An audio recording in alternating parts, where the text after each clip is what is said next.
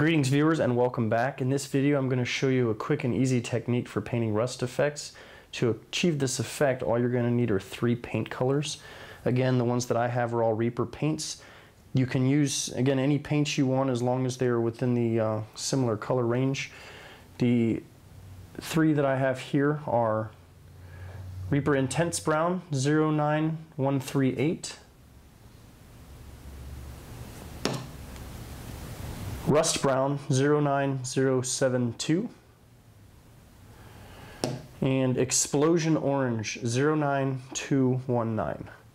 So again, you can use pretty much any color brand as long as you kind of stay with these same similar colors. You're going to want somewhat of a dark brown, a reddish brown, and then kind of a reddish orange. So again, the colors are still kind of close together, and even just looking at them through the bottle there, they look kind of like similar colors you'd see with rust. A good thing you can do is if you have any kind of metal objects around your house, outside, or equipment somewhere you can look at that's rusty, or even simply do a Google image search and just type in rust, and you'll see some kind of pictures of it, and you'll see these 3 colors fairly frequently. Obviously there's different categories of rust, and depending on how old and weathered the object is, the rust is going to be more intense. But again, if you're just looking for a simple technique, this will help you out. So basically what I'm going to do is I've already got my part here. It's already been painted a metallic silver color. It's kind of more of a metallic gunmetal. So we're going to leave this out, and then what I'm going to do is I'm actually going to use stippling. If you're not familiar with what that is, you can use a stippling brush, which is kind of has a rounded tip on it. Typically what I use is a really old, raggedy, nasty brush. It works just fine for me, and it actually kind of, I think, makes this technique a little bit easier and better. So what you're going to do with this raggedy or your stippling brush is I'm going to start out with the brown, go to the rust brown, and then go to the explosion orange. And all I'm going to do is squirt it in my color palette.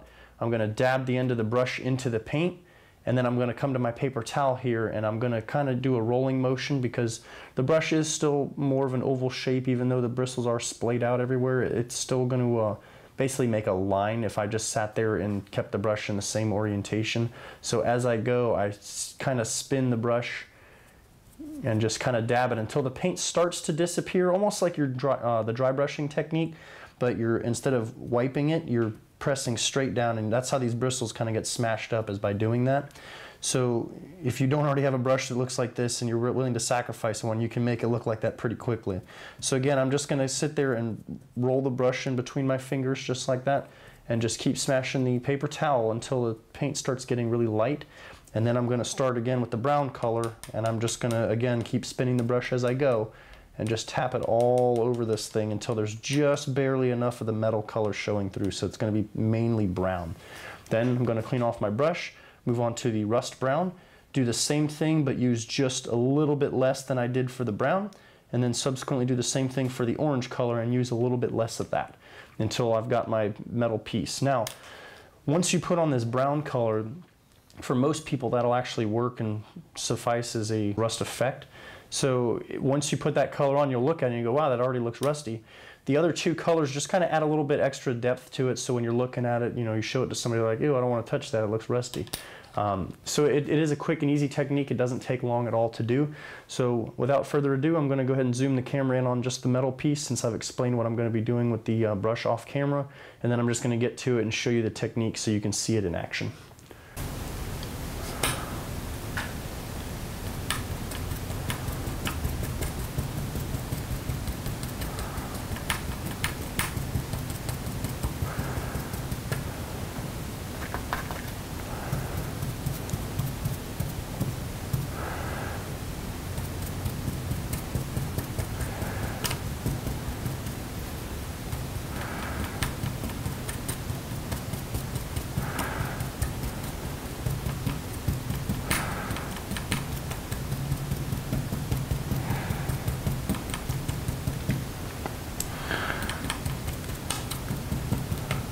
So as you can see, it's already looking kind of rusty.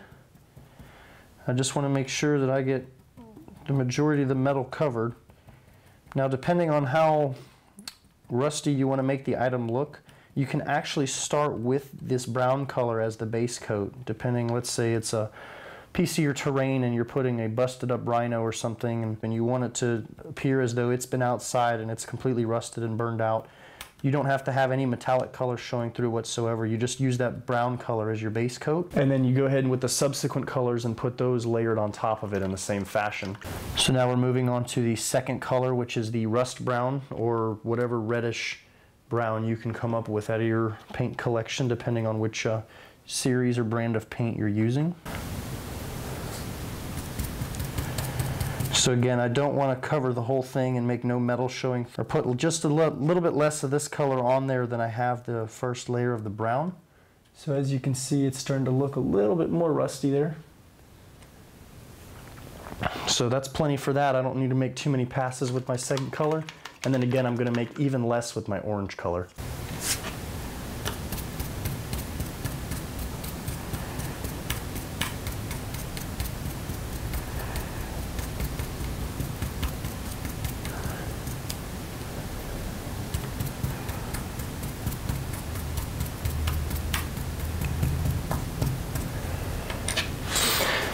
And there you have it, a quick and easy rust technique using only 3 colors, and it only took just a few minutes to achieve.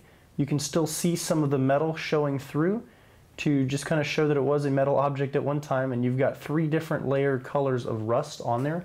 It actually looks like a rusty object, so again, you show this to somebody, they may not want to touch it.